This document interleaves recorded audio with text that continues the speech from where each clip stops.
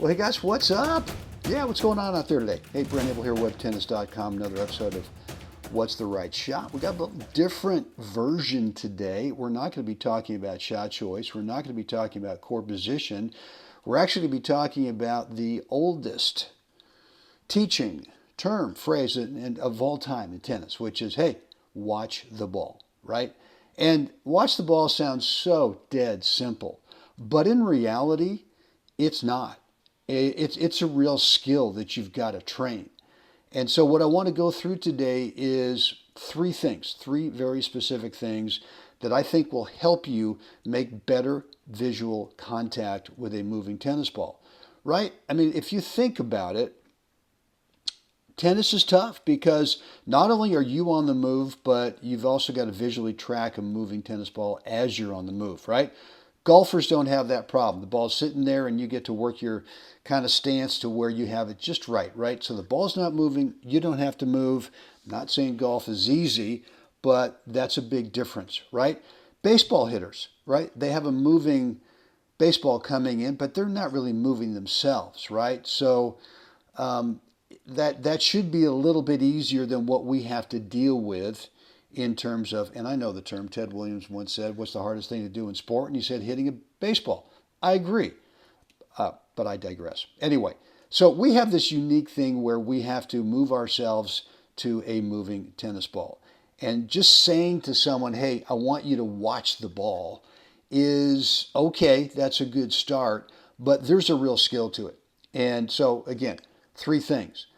And let's go through them. Number one, what I used to do was another phrase, which is, well, watch the guy's tennis racket over there before they make contact. And that's going to give you all kinds of information as to what shot they're about to play. And I tried that. And the problem for me is I was watching the guy's racket. Yeah, the tennis ball was in my peripheral vision. But as you can see over there when they made contact, I picked up the ball off the racket way too late because I wasn't looking at the ball, right? I wasn't literally watching the ball, I was watching the guy's racket. And so what I did is I flipped that to, okay, right before they hit, let's go ahead and visually lock on the ball and keep the racket and the guy and whatever in my peripheral vision, right? And that helped me in terms of being able to get a quicker visual off the guy's racket of where the ball was coming. Whether it was, in this case here, whether it was going to end up being a forehand volley, whether it was going to be a volley right at me, maybe be a lob. But I just found that it works better for me if I, right before they make contact, visually lock on the ball, keep the racket in my peripheral. That's number one. Number two is, again, right before they make contact, I got to make sure my hands on the racket are really soft. And I think too often what happens is right before an opponent makes contact with their shot is we tend to get a little anxious. We tend to get a little bit tense. And even if it's just a little bit, it seems to work into our hands where we get a little bit too grippy on the racket handle. And that makes our vision not as acute, not as precise if we have any tension in our hands. And it just works into the way that we move. It works into facial muscles and all that. So what I try to do is not only right here, before they make contact, make sure that I'm zeroing in visually on the ball, but that also my hands are soft on the racket. Because when I go with the soft hands, I just make better visual contact with the tennis ball. Now, the third thing, and look, those first two things, easy to practice, right? And you should devote time in your practice sessions to those two things. Number three, and I got this from Tom Stowe, and we asked him back in the day, said, all right, coach, if you had a professional athlete and they'd never played tennis before, from which sport would you want to take a pro athlete in terms of they would pick up the game the fastest? And without any hesitation, he came up with professional ballroom dancers. And I know whenever I tell this story, people go, "Huh? What do you mean?" Well, if you think about ballroom dancers, how do they move, right? They move across the floor.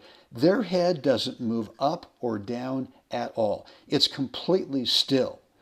And the more you can move on the court with a completely still head, the better you're going to be able to visually track the moving tennis ball in terms of spacing, creating the right spacing with your feet, and then also in terms of contact, right? So look, there's a simple way to practice moving like a ballroom dancer so that you visually track the ball better. What you can do is you can get at one end of the fence. So let's say that you're back here on the fence and you're looking at the fence over here, 120 feet away, and start walking towards that fence, right? And you should be able to find a spot. You should be able to find a spot on that fence as you're walking towards it. And you're going to find that that spot, as you're visually locked on it, slightly moves up and down as you're walking towards it.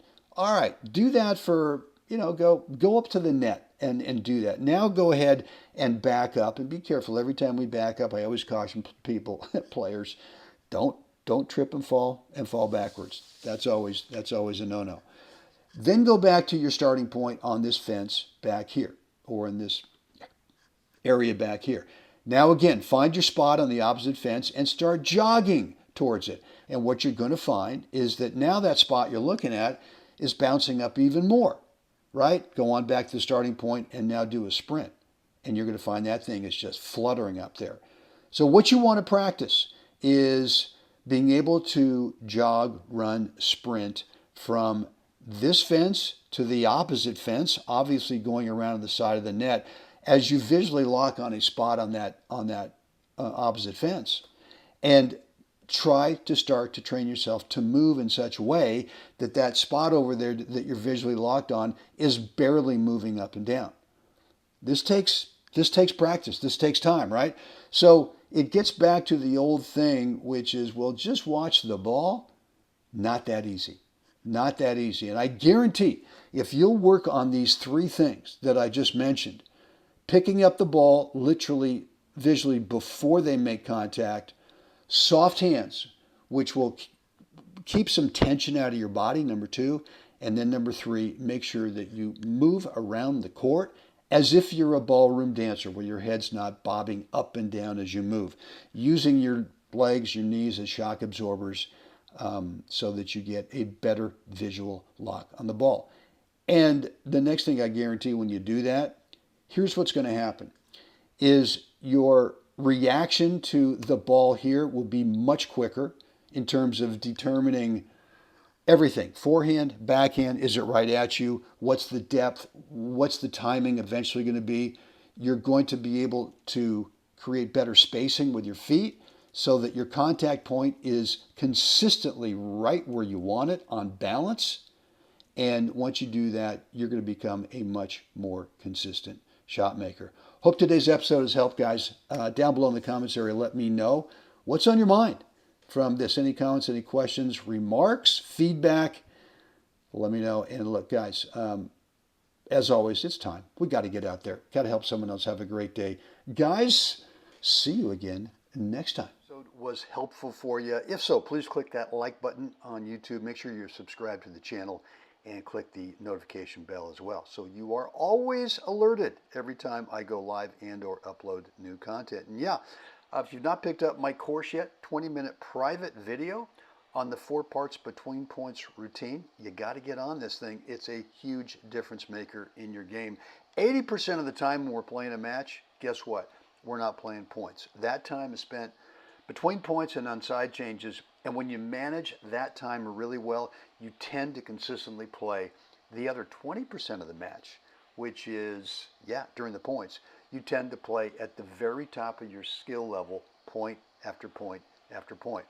Go on over to webtennis.com, drop in a first name, email address, and you'll get immediate access to that private, free video on my very specific 4 parts between points routine.